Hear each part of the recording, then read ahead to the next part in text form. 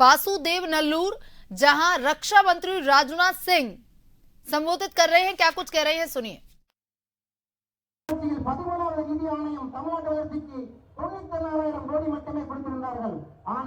பாரத பிரதமர் நரேந்திர மோடி அவர்கள் தலைமையில் அரசு கடந்த 11 வருஷத்தில் மட்டும் தமிழ்நாடு வளர்ச்சிக்கு 17 லட்சம் கோடியை ஒதுக்கியிருக்கிறார்।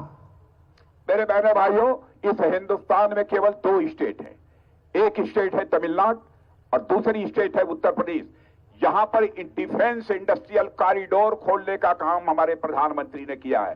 डिफेंस इंडस्ट्रियल कॉरिडोर, यहां बड़ी बड़ी इंडस्ट्री भारत की और दुनिया के दूसरे देशों से आकर यहां पर डिफेंस इंडस्ट्री लगेंगी और हमारे तमिलनाडु के लोगों को रोजगार का अवसर भी प्राप्त होगा। यह कैसे कहते हैं कि तमिलनाडु के साथ हमारी गवर्नमेंट ने कोई भेदभाव किया है? अभी तक केंद्र सरकार किसानों को 6,000 रुपए देती थी, लेकिन मैं आपको एश्योर करके ज्यादा चाहता हूं, हम लोगों ने इलेक्शन मैनिफेस्टो में कहा है कि हमारी सरकार बन जाएगी तो अपने तमिलनाडु के फार्मर्स को 6,000 रुपए के बजाय 9,000 रुपए पर ईयर देंगे।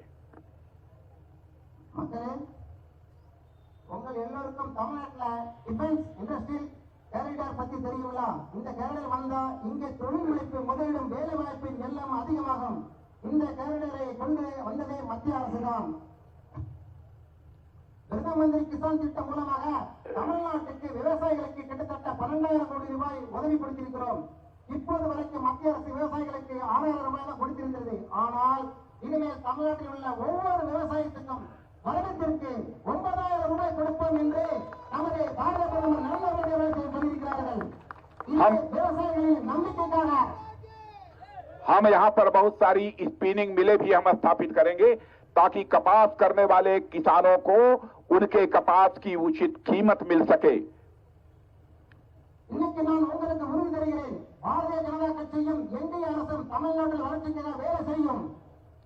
और मेरे बहनों भाइयों, यह भी आपको विश्वास दिलाता हूं कि हम तमिलनाडु के हर घर में जो मुखिया होगी महिला, जो सबसे बड़ी होगी, जो घर को कमांड करती है, ऐसी महिला मुखिया को हर महीने 2,000 रुपए की सहायता देंगे। पर मंथ 2,000 रुपए की सहायता देंगे और हर परिवार को 10,000 रुपए की मदद करेंगे।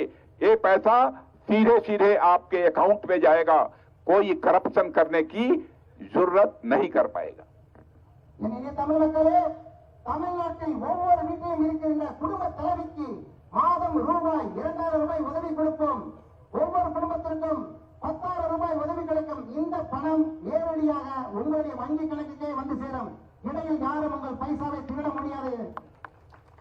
और मेरे बहनों भाइयों, हर साल पोंगल, पुथांडू और दीपावली पर आपको 3 गैस सिलेंडर मुफ्त में दिए जाएंगे ताकि अब खर्च की चिंता किए बिना तमिलनाडु के लोग अपना फेस्टिवल ठीक तरीके से मना सकें। இனிய மக்களே, அடுத்த முறை நம்ம ஆட்சி வந்தவுடன் உங்களுக்கு வீட்டில் உள்ள அனைவருக்குமே கேஸ் சிலிண்டர் 3 இலவசமாக தரப்படும்। அது பொங்கல், தீபாவளி மற்றும் வருடப்பிறப்புக்கு முன்பாக உங்களுக்கு கொடுக்கப்படும்। और मेरे बहनों भाइयों, मैं नौजवानों से कहना चाहता हूं जो पढ़ाई लिखाई करते हैं, फर्स्ट जनरेशन अंडर ग्रेजुएट्स और पोस्ट ग्रेजुएट स्टूडेंट्स को 10 लाख रुपए तक का एक इंटरेस्ट फ्री हम एजुकेशन लोन भी मुहैया कराएंगे। ஒவ்வொரு இளைஞருக்கும் முன்னேற்ற வாய்ப்பு கிடைக்க நம்ம உறுதி செய்கிறோம்। குடும்பத்தில் முதல் தலைமுறையாக கல்லூரி படிக்கின்ற யூஜி மற்றும் பிஜி மாணவர்களுக்கு ரூபாய் 10 லட்சம் ரூபாய் வரை வட்டி இல்லாத கல்வி கடன் கொடுப்போம்। வேலை இல்லாத இஎம்ஐ கட்ட முடியாமல் கஷ்டப்பட்ட இளைஞர்களுக்கு கல்வி கடனை தள்ளுபடி செய்வோம் என்று उறுதியளிக்கிறோம்। और साथ ही 1 लाख हम सरकारी नौकरियां प्रदान करेंगे टॉपर्स के लिए। जो टॉपर्स होते हैं अपने क्लास के, उनके लिए मुफ्त कोचिंग की व्यवस्था करेंगे और हर जिले में तमिल भाषा में कोचिंग सेंटर भी हम स्थापित करेंगे। அதாவது படிக்கக்கூடிய இளைஞர்கள் அனைவருக்குமே உங்களுக்கு என்னென்ன கஷ்டங்கள் உண்டோ, படிக்கக்கூடிய எவ்வளவு எளிய முறையில் உண்டோ, அதற்கான தமிழ் வழி கல்வியை நாங்கள் தொடங்கி வைப்போம் என்று உறுதியளிக்கிறோம்। मेरे बहनों भाइयों, तमिलनाडु के उद्योग और विकास का केंद्र बनाने के लिए पूरे राज्य में इंडस्ट्रियल पार्क को हम बढ़ावा देंगे, जहां रेडी टू यूज इंफ्रास्ट्रक्चर के साथ इन्वेस्टमेंट और एम्प्लॉयमेंट दोनों तेजी के साथ बढ़ेंगे। நண்பர்களே, நாங்கள் வேலை மட்டும் கொடுக்க மாட்டோம், வேலை கொடுக்கின்ற இளைஞர்களையும் உருவாக்கவும்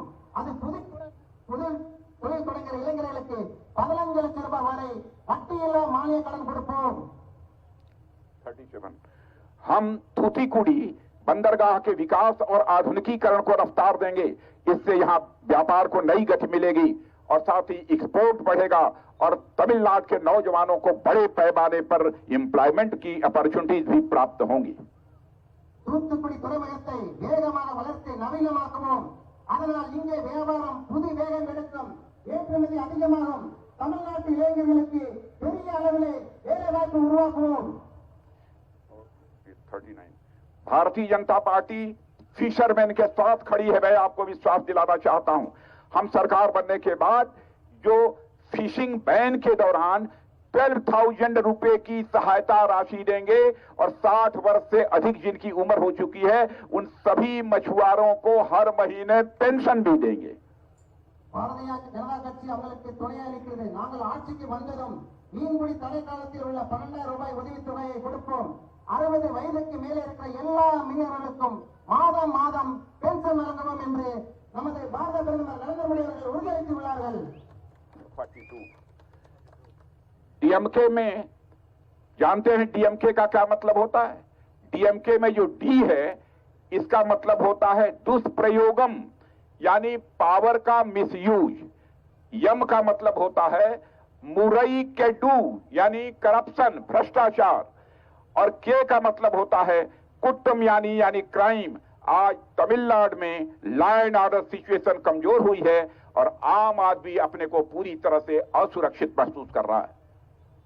டிஎம்கே அதுல வர முதல் டி என்னன்னு கேட்டீங்கன்னா துஷ்பிரயோகம், அதாவது அதிகாரத்தை தவறாக பயன்படுத்துகிறது. டிஎம்கே காரங்க மக்களுக்கு சேவை செய்வதை தங்களுடைய சொந்த லாபத்துக்கு பயன்படுத்திக்கிட்டாங்க. எம்என் என்றால் முறைகேடு, அதாவது ஊழல் ஊழல் ஊழல் மூலமாக மக்களோட பணத்தை கொள்ளையடிக்கிறது. நேர்மைக்கு பதிலாக சென்டிங் சிபாரிசு நடக்கிறது. கே என்னன்னா குற்றம், குற்றம் அதாவது குற்றம். இன்னைக்கு தமிழ்நாட்டில் சட்டம் ஒழுங்கு பலனமாகி சாதாரண மக்கள் பாதுகாப்பு இல்லாமல் உணர்கிறார்கள். बहनों भाइयों, लेकिन एनडीए के बारे में बतलाना चाहता हूं आपको. एनडीए का मतलब है यन से ननमई और न्यायम यानी लोगों की भलाई और न्याय. डी से मतलब है डेवलपमेंट.